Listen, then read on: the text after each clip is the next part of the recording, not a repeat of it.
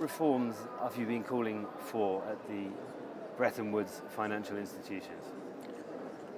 The multilateral financial banks and the entire international financial system has not been just and has not been fair and has not been accountable. And all we are asking is we want to have an even conversation. We do not want a financial system that favors us. We want a fair one. As things stand today, the current financial setup favors the global north against the global south. Why do I say that?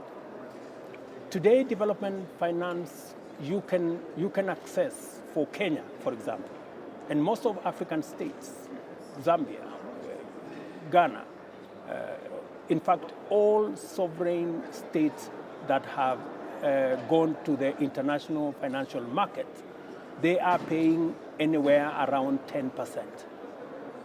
Our compatriots in the global north are paying anywhere between 0.05%, 0.1%.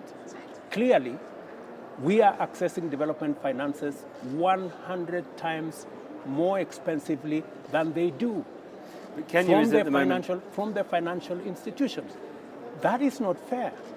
And that is why we have found ourselves where we are. And that is why we are saying the current financial setup is rigged against those in the global south, especially in the continent of Africa. If you go to the financial markets today, we are paying 100 times more than our friends in the global north are paying. And we are saying if we have to fund the development that we have to change the financial system. It is not fit for purpose, it is unjust, it is not accountable. And we are saying the same financial setup today, or financial system today, favors the emitters. It favors those who pollute. They get development finance cheaper than we do. Those of us who are not polluting, those of us who are not emitters, are being punished for not being emitters. We are paying an arm and a leg. We are paying 100 times more than our compatriots in the global north. And that is why we are saying we need to redesign. We need a new system that understands, that is accountable, that makes those who have brought us here to the climate crisis that we have, the emitters, the polluters, they need to be held to account, so that an accountable system that doesn't punish the least polluters and doesn't reward the most, those who pollute the most, a system that works for everybody. And we are not asking for any favors. We are not asking for a system that favors us. We are asking for a system that is even.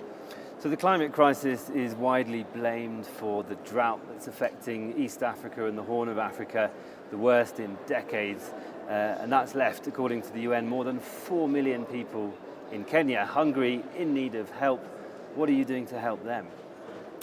For your information, it is scientifically proven. It is not something from the blues.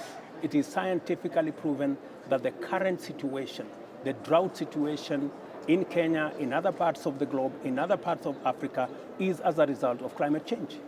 It is the reality. The situation is getting worse. 6 million people in Kenya are faced with severe drought. Before I came here on Friday, we had a big meeting with development partners on what the Kenya government is doing. We are rerouting. We are reorganizing our budget.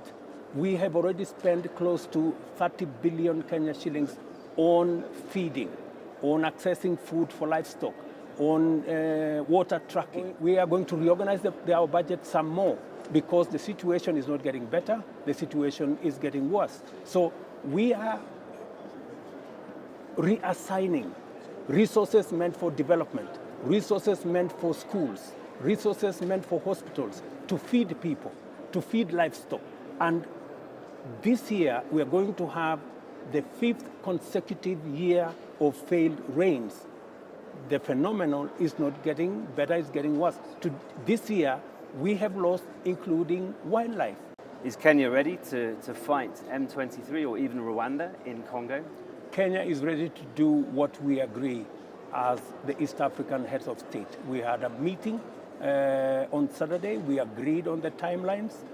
It is true, Kenya is the only country that has deployed in DRC.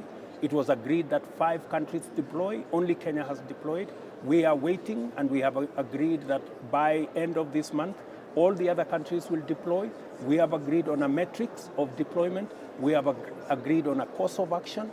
We have agreed that this military intervention is going to be in parallel with a political engagement of the combatants on the ground, M23, and all the other fighting forces, so that we can give ourselves the best opportunity to succeed. This cannot be sorted out militarily alone. It has to be a combined effort between a military track and a political track, and we have agreed as EAC on the way forward. Thank you, Mr. President. That was you. William Ruto.